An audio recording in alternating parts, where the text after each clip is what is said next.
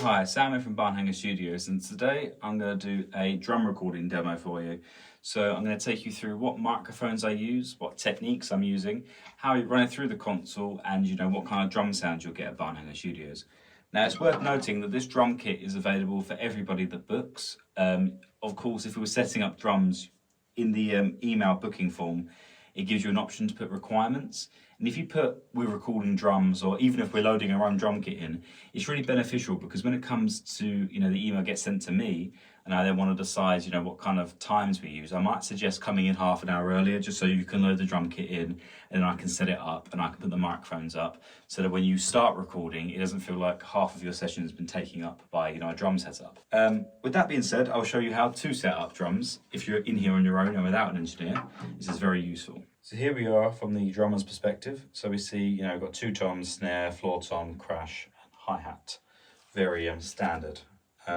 So on the toms, we have dynamic microphones, which are the D72s. So what they do is, obviously, dynamic microphone, very simply, it means it's cardioid, so it's only going to record what it's faced to, which means they're good at rejecting cymbal sound. Of course, we are going to get some cymbal bleed, but we can address that in the mix. The snare is a 57 on top, and a 57 on the bottom if you just make that out there.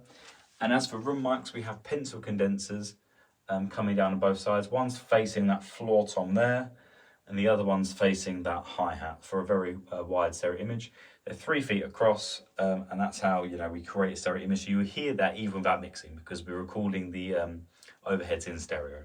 And if we just take a view to the front of the kit, we'll see that's how we're miking up our kick drum in the sound hole like that to get a very punchy sound. And along the floor, the mess of wires, which you're definitely going to have recording drums, you'll see the 8 channels plugged into the XLR patch bay. You may have seen in the previous video me referencing the XLR patch bay. Well, essentially that desks as 16 channels. So input 1 means channel 1. It's very, very simple. So this now is the view of the control room.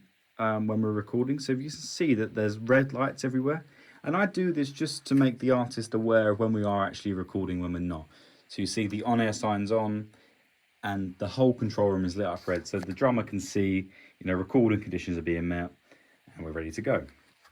So if you can see the 8 channels here, these are the 8 channels that the XLR patch bay was referring to. Kick, snare top, snare bottom is dipped out because the phasers have been flipped on it. So if I had that in the headphones right now, all you'd hear is a really annoying ringing sound, and nobody wants that. Of course, we're recording it so we can affect it and flip the phase later, but as for now, we don't need it. We have the 3 toms, so floor tom and the 2 toms at the top of the kit, and then we have the overheads, which are stereo paired, so they move together, which is very handy. So this is the overhead channel strip.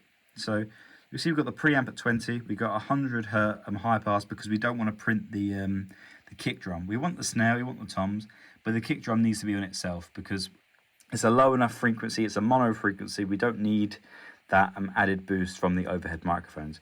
If I keep going back, we see what the floor tom's doing.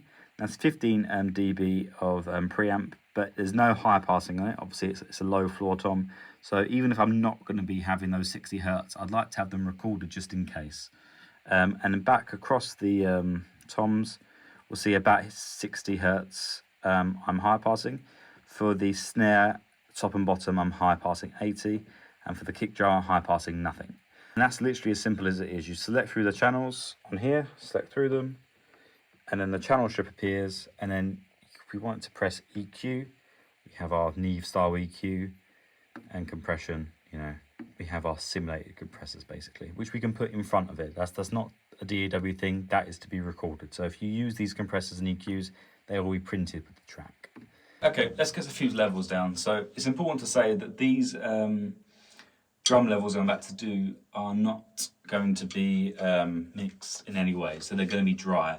Essentially that means is what I showed you on the console with the faders up, what I'm hearing in my headphones is what you're going to hear. So no reverb, no panning, the only stereo image is the stereo image we get from our overheads.